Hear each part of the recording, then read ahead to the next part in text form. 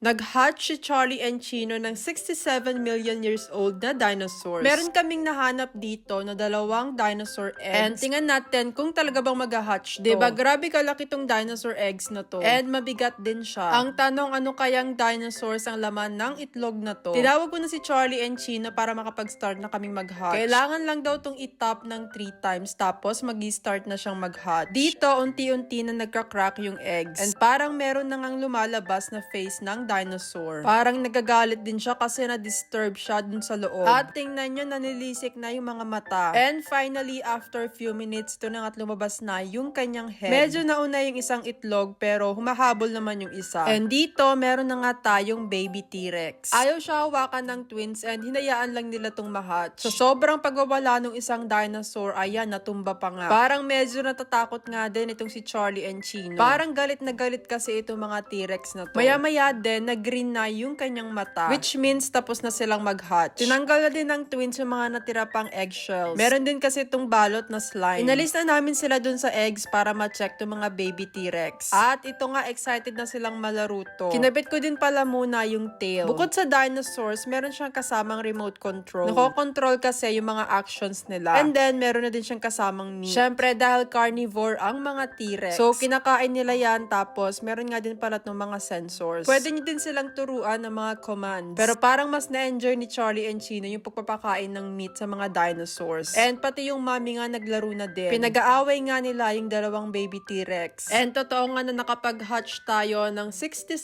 million years old na dinosaurs.